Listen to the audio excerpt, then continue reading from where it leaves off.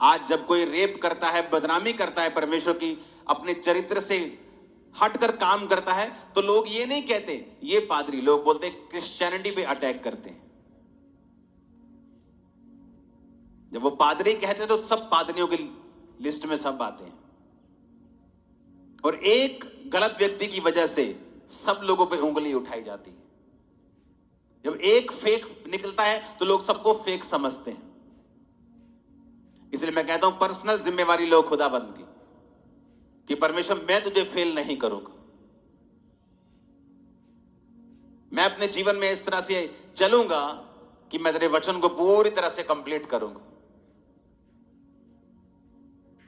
और ऐसे लोगों को बिल्कुल शर्म भी नहीं, क्योंकि शर्म तो है ही नहीं। अगर होती तो इतने गलत काम कभी भी ना होते।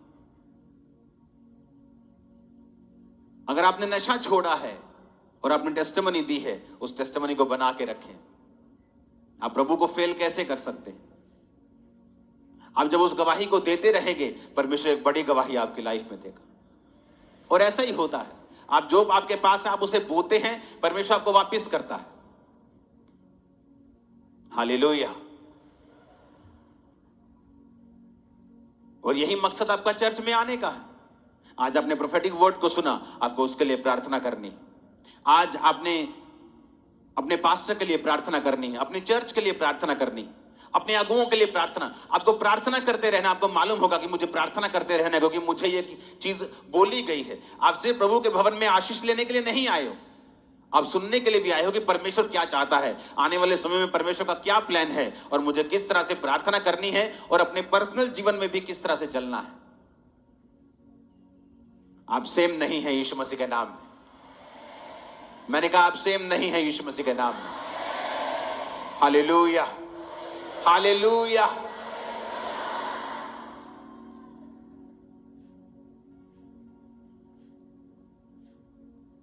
आने वाले दिनों में चीजें स्ट्रांग होंगी, और आपको गुड न्यूज दूंगा मैं, और अधिक चर्च के मसलों में।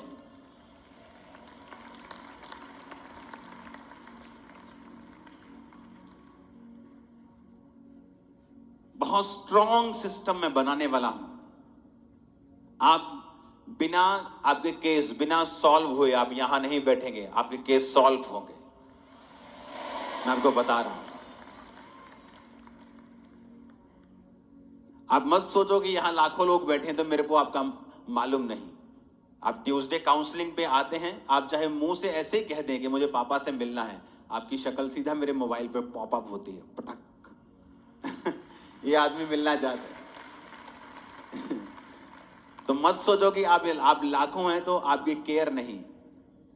एक और टीम मैं तैयार कर रहा हूं, इसी साल मैं आपको वो दे दूंगा। मैं आपको बता रहा हूं, माइक्रो टाइटनिंग करूंगा, माइक्रो छोटा छोटा भी मैं आपको बता रहा हूं। स्मॉल स्मॉल चीजों में भी मैं आपको अगुवाई करूंगा। ऐसा कुछ नहीं होगा कि आप शायद भीड़ में हैं, ऐसा कुछ नहीं। बस आपको सिस्टम के नीचे आना होगा। अगर आप सिस्टम के बाहर हैं, आपका मेंबरशिप कार्ड नहीं है, आप सिस्टम के बाहर हैं, फिर तो अलग चीज है। फिर तो आप अपनी रूल्स के रेगुलेशंस के अंडर नहीं, तो हम भी फिर आपके लिए कुछ नहीं कर पाए। लेकिन अगर आप सिस्टम के नीचे हैं, आप इंस्ट्रक्शंस को फॉलो कर रहे हैं, आप सेम नहीं। हालेलुया। आप तैयार हो जीसस में चलने के लिए, बिना किसी शिकायत के चलने के लिए?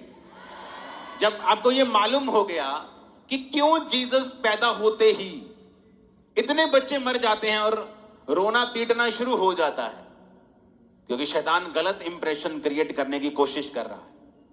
अब आपको मालूम होगा कि अगर कुछ बैड घटता है तो ये शैतान कुछ ऐसा इंप्रेशन क्रिएट करने की कोशिश कर रहा है कि हम जीसस को एक नेगेटिव आंखों से देखें और उसका काम फिर पूरा हो जाए।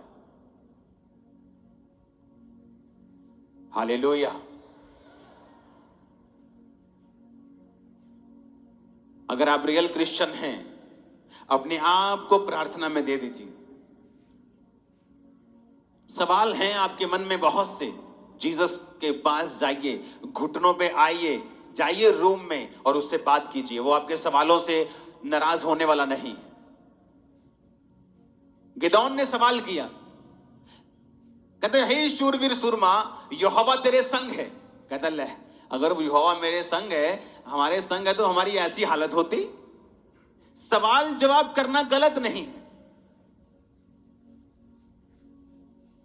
मूसा परमेश्वर के पास जाके बोलता है कि प्रभु तूने मुझे उनके पास भेजा, अब राजा ने कहा है पराली भी तुम लाओगे, पुआल भी तुम लाओगे, ईंटें भी ज्यादा बनाओगे, तूने उनका कुछ छुटकारा नहीं किया, क्यों ऐसा किया? वो भी सवाल करता है। ये अलग प्रकार के सवाल हैं। ये उस तरह के सवाल हैं कि मैं तेरे घर का मेंबर हूं, मैं तेरा ही बेटा हूं, मर जाऊंगा लेकिन यहां से हटने वाला नहीं हूं। फिर आप जब सवाल करते हैं, आपके मन में बैकस्लाइड जाने का कोई कारण, कोई प्लान नहीं है, तो फिर आप सवाल करते हैं और आपको करना चाहिए सवाल। लेकिन वो शिकायत भरे लहजे में कम, लेकिन एक मीडिएटर, एक मध्यस्था की प्रार्थना के विचोले की तरह वो ज्यादा होते हैं। कितने मेरी बातों को समझ रहे हैं? गिदौन कहता प्रभु अगर तुम हमारे संग है तो हमारी ऐसी हालत होती क्या?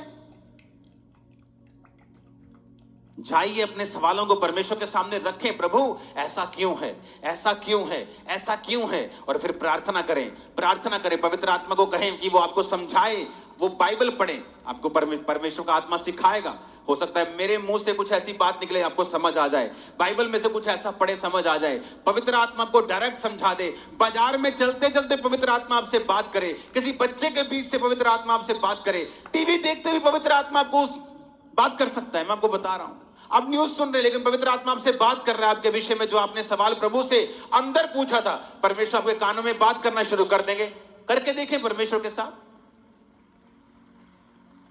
अपने सवालों को दिल में मत रखें और उनको अविश्वास पैदा करने का मौका ना दें, बल्कि उन्हें परमेश्वर के सामने लेके जाएं, प्रभु के सामने उन्हें लेके जाएं और प्रार्थना करें। अपने आप को प्रेयर्स में, फास्टिंग में दे दें पूरी तरह से।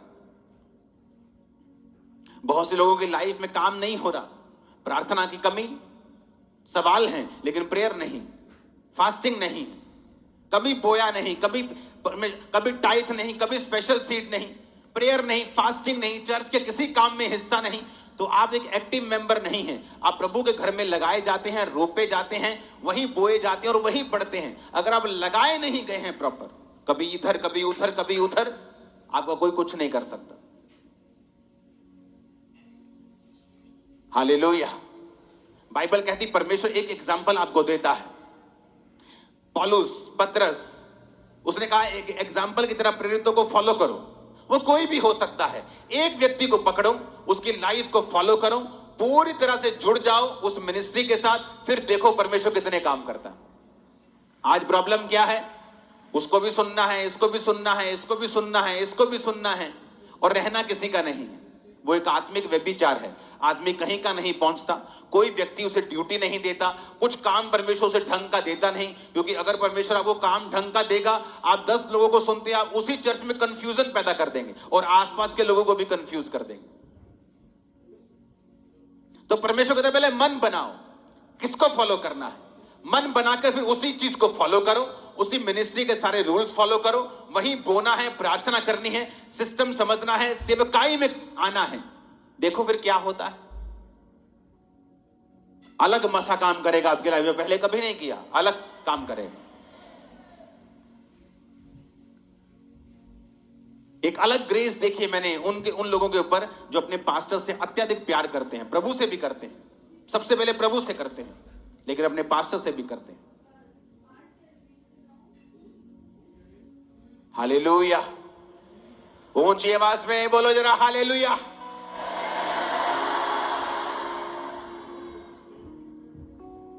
तभी आप कहीं पहुंच पाएंगे जहां परमेश्वर आपको लेके जाना चाहता है।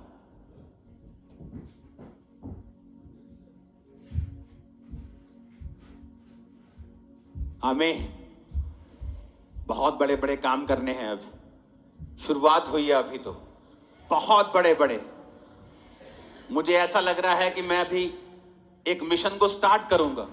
ये मेरे चंद से लोग बैठे हैं जिनसे मैं बात कर रहा हूं कि अभी हमें कुछ करना है, आप मेरी टीम का हिस्सा हो और एक बड़ा काम हमें करना। हालेलुया। हालेलुया। तैयार हो? घबराओगे तो नहीं? जब शैतान कुछ करने की कोशिश करेगा घबराओगे तो नहीं? सवाल तो नहीं करोगे फालतू के? सवाल तुम करोगे लेकिन फालतू के नहीं। जो प्रभु जब मेरी कमेटी ना निकली ना मैं तेनू मन्ना ही छाड़ देना। ऐसे विश्वासी भी देखे हैं मैंने। हालेलुया। उन्होंने लगा प्रभु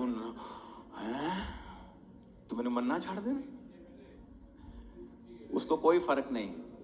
उसको श्रापित करोगे खुद श्रापित होगे, उसको ब्लेस करोगे खुद ब्लेस होगे। और ऐसे ही उसके लोग हैं। हालेलुया।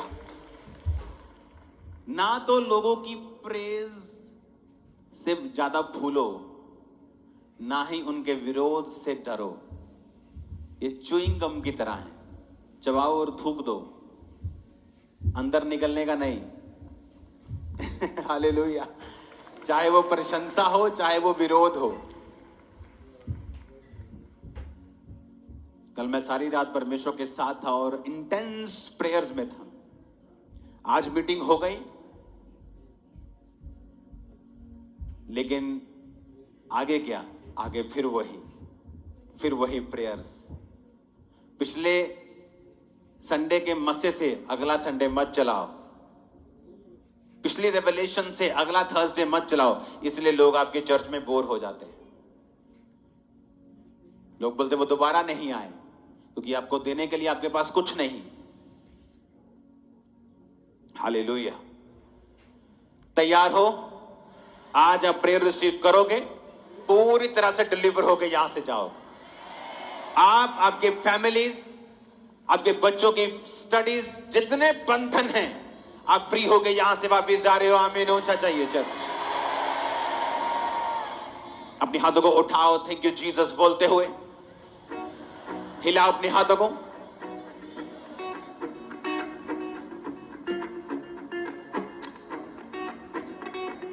पूर्वी हवाएं जब चलती हैं, सिंगिंग कर दो। इन हो जाती हैं। पूर्वी हवाएं जब चलती हैं, खुश्क जमीन हो जाती है। पानियों का ढेर लग जाता है, ऊंची दीवार बन जाती है। पानियों का ढेर